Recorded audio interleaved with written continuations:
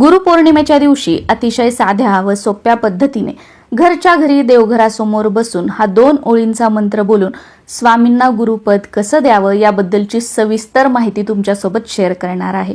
नमस्कार मंडळी, मी प्रांजली। यंदा 2026 मध्ये 29 जुलै बुधवारी गुरुपौर्णिमा आलेली आहे। मानव जन्म म्हटला, हे आयुष्य म्हटलं की प्रत्येकाच्या आयुष्यामध्ये प्रत्येकाच्या घरात काही ना काहीतरी समस्या अडचणी हे असणारच।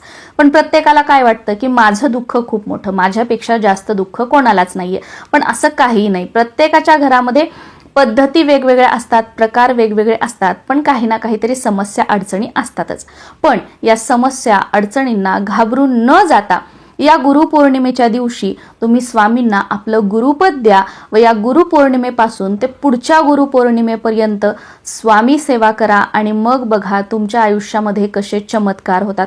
मी तुम्हाला नाही म्हणणार की 21 दिवसांची सेवा करा, 11 दिवसांची सेवा करा, 108 पारायण करा, काहीही नाही। अतिशय साधं सोपं दररोज दिवसभरामध्ये तुमच्या वेळेनुसार कधीही सकाळी उठल्यापासून ते रात्री झोपेपर्यंत फक्त श्री स्वामी समर्थ, श्री स्वामी समर्थ या मंत्राचा शक्य झालं तर रोज 1 वर्षापर्यंत 11 माळी जप करा, किंवा रोज 11 माळी शक्य नसेल तर रोज फक्त 1 माळ जप करा आणि प्रत्येक गुरुवारी 11 माळी जप करा आणि मग बघा तुमच्या आयुष्यामध्ये कसे बदल होतात। सर्वात महत्त्वाचं मनःशांती। आज मनःशांती 99% लोकांकडे नाहीये। या सेवेला सुरुवात केल्यानंतर सर्वप्रथम तुम्हाला तुमचं मन शांत झालेलं आहे, डोकं स्थिर झालेलं आहे। या अगोदर पुढे काय करावं काय करू नये हे कळत नव्हतं, कोणते निर्णय बरोबर कोणते चुकीचे हे लक्षात येत नव्हतं। तर या सगळ्या गोष्टी आपोआप तुमच्या लक्षात येऊ लागतील, पुढे काय करायचं हे तुम्हाला सुचू लागेल आणि ती कठीण परिस्थिती, जो कठीण काळ आहे त्यातून निघण्याचे, त्यातून बाहेर पडण्याचे मार्ग जे आहेत ते तुम्हाला आपोआप मिळू लागतील। आणि आपण जे म्हणतो ना की माझ्या आयुष्याला एक दिशा मिळावी, माझ्या आयुष्याला एक नवीन वळण मिळावं, ज्यामध्ये माझ्या घरामध्ये सुख समृद्धी, माझ्या आयुष्यामध्ये सुख, सगळ्या गोष्टी माझ्या मनासारख्या घडाव्यात। घरामध्ये जर आजारपण असेल तर त्यातून बाहेर पडण्यासाठी योग्य ट्रीटमेंट, योग्य दवाखाना, योग्य डॉक्टर मिळावेत, योग्य सल्ला मिळावा प्रत्येक गोष्टीसाठी, तर सगळ्या गोष्टी अगदी व्यवस्थित होतील। फक्त ही एक सेवा श्री स्वामी समर्थ या मंत्राचा जप दिवसभरात तुमच्या वेळेनुसार कधीही केव्हाही कुठेही, आणि स्वामी सेवेला, कोणत्याही पारायणाला किंवा पूजापाठ करण्याला कधीही घाबरू नका, कारण कोणतेच देव कोणतेच गुरु कधीही कोणाचं वाईट करत नाहीत आणि आपल्या भक्तांचं तर नाहीच नाही। आणि सर्वात महत्त्वाचं, देव हा भक्तीचा विषय आहे, भीतीचा विषय नाहीये। आणि आपल्यासोबत जे काही वाईट होत असतं ना ते आपल्या कर्मानुसार होत असतं, त्यामुळे वाईट कर्म करण्यापूर्वी घाबरा, पण कोणतीही सेवा करण्यासाठी घाबरू नका। आता गुरुपौर्णिमेच्या दिवशी तुमच्या देवघरामध्ये जर स्वामींची मूर्ती असेल तर सकाळी देवपूजा करताना सगळ्या देवांना स्नान वगैरे घालून घ्यायचं। त्यानंतर स्वामींची मूर्ती ताम्हणामध्ये ठेवायची आणि स्वामींच्या मूर्तीवर सुरुवातीला स्वच्छ पाण्याने, त्यानंतर पंचामृताने आणि परत स्वच्छ पाण्याने अभिषेक करायचा आहे। दररोज आपण स्वामींच्या मूर्तीवर अभिषेक करताना किंवा गुरुवारी स्वामींच्या मूर्तीवर अभिषेक करताना श्री स्वामी समर्थ या मंत्राने करत असतो, पण आज गुरुपौर्णिमा निमित्ताने सुरुवातीला गणपती अथर्व शीर्ष स्वामींच्या मूर्तीवर अभिषेक करताना म्हणायचा आहे। गणपती अथर्व शीर्ष अवघड वाटत असेल, म्हणता येत नसेल तर गणपती स्तोत्र म्हणायचं। संस्कृत गणपती स्तोत्र म्हणा किंवा मराठी गणपती स्तोत्र म्हणा। त्यानंतर पुरुष सूक्त म्हणायचं आहे। शक्य झालं तुमच्याकडे वेळ असेल तर पुरुष सूक्त आजच्या दिवशी 16 वेळा म्हणण्याचा प्रयत्न करा। 16 वेळा पुरुष सूक्त म्हणून अभिषेक करायचा। पण हे शक्य नसेल तर कमीत कमी गणपती अथर्व शीर्ष नंतर किंवा गणपती स्तोत्रानंतर 1 वेळा तरी पुरुष सूक्त म्हणायचं आहे। त्यानंतर श्री सूक्तम म्हणायचं आहे। श्री सूक्तम म्हणून झाल्यानंतर पवमान सूक्तम 1 वेळा म्हणायचं आहे आणि शेवटी रामरक्षा 1 ते 9 ओव्यांपर्यंत म्हणून स्वामींच्या मूर्तीवर आपल्याला अभिषेक करायचा आहे। अभिषेक झाल्यानंतर ताम्हणातलं पाणी व्यवस्थित दुसऱ्या एखाद्या भांड्यामध्ये काढून घ्यायचं, किंवा दुसरं एखादं ताम्हण किंवा एखादी स्टीलची प्लेट घ्यायची आहे, त्यामध्ये परत स्वामींची मूर्ती ठेवायची आणि जे स्वच्छ पिण्याचं पाणी आहे, जे आपण घरामध्ये स्वयंपाकासाठी पिण्यासाठी वापरतो, ते पाणी थोडंसं पेल्यामध्ये घ्यायचं, पळी किंवा एखादा चमचा घ्यायचा आणि आपल्या उजव्या हाताने स्वामींच्या पायावर पाणी टाकायचं आहे। आता तुमच्या घरातील सर्वांना थोडं थोडं तीर्थ घेता येईल एवढं पाणी स्वामींच्या पायावर 1-1 चमचा करून टाकायचं आहे। त्यानंतर हे जे तीर्थ आहे ते एखाद्या वाटीमध्ये किंवा पेल्यामध्ये बाजूला काढून ठेवायचं। त्यानंतर स्वामींची मूर्ती स्वच्छ पुसून घ्यायची. तुम्ही जर वेगळी मांडणी केलेली असेल, एखादा चौरंग किंवा पाट त्यावर वस्त्र अंथरून घेतलेलं असेल तर तिथे स्वामींची मूर्ती ठेवायची. आणि असं काही नसेल तर देवघरामध्ये स्वामींची मूर्ती ठेवली तरी सुद्धा चालेल. आता तुमच्याकडे स्वामी समर्थ महाराजांचा फोटो असेल तर काय करायचं, त्यांच्या फोटोवर एखाद्या फुलाने किंवा पाण्याने सुरुवातीला स्वच्छ पाणी, त्यानंतर थोडंसं दूध किंवा पंचामृत आणि परत स्वच्छ पाणी शिंपडून घ्यायचं आहे आणि थोडासा कपडा ओला करून फोटो स्वच्छ पुसून घ्यायचा आहे. त्यानंतर स्वामींच्या फोटोला हार अर्पण करून घ्यायचा, फुलं वाहून घ्यायची आहेत. स्वामींना हिना अत्तर प्रिय आहे. जर तुमच्याकडे असेल तर स्वामींच्या मूर्तीला किंवा फोटोला हिना अत्तर सुद्धा लावून घ्यायचं आहे. अष्टगंध लावून घ्यायचा आहे.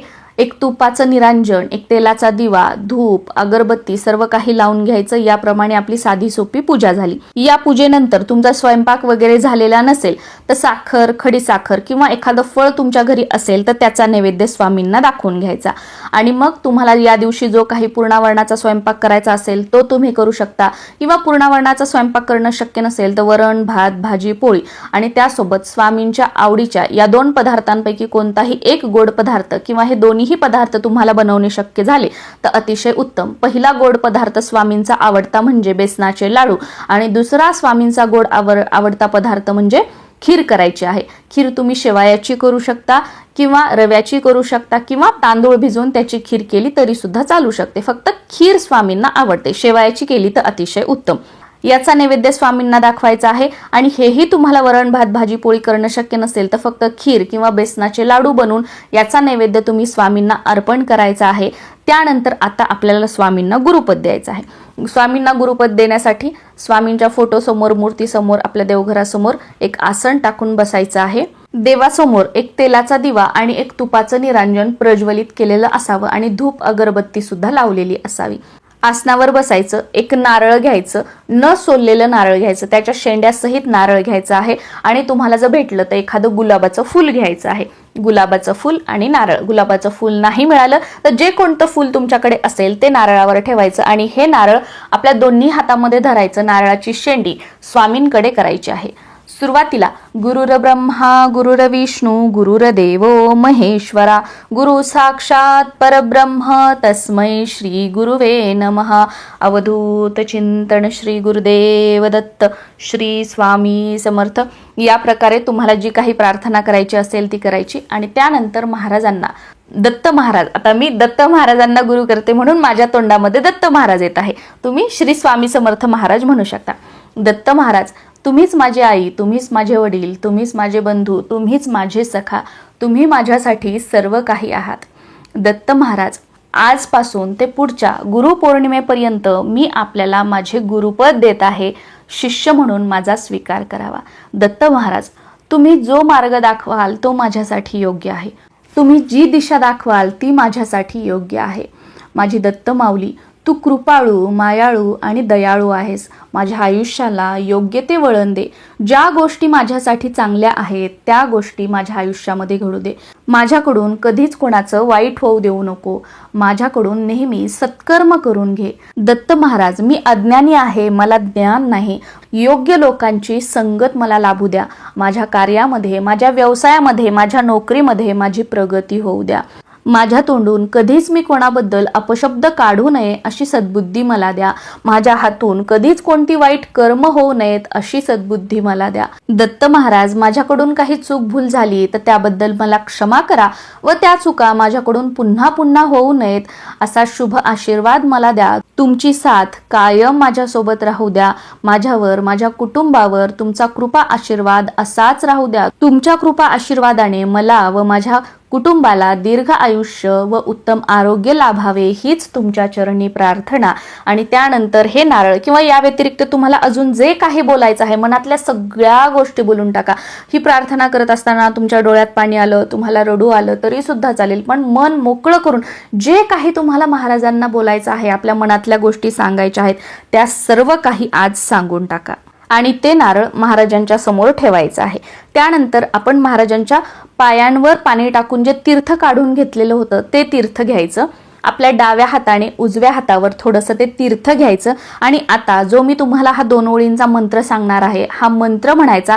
त्यानंतर हे तीर्थ आपण प्राशन करायचं आहे, म्हणजे स्वामी आपले गुरु झाले आणि आपण त्यांचे शिष्य झालो. मंत्र अशा प्रकारे आहे. अकाल मृत्यू हरणम सर्व व्याधी विनाशनम सद्गुरु श्री स्वामी समर्थ महाराज पादोदकम तीर्थ जठरे धारयाम्यहम शिरसा धारयाम्यहम. परत एक वेळा हा मंत्र सांगते.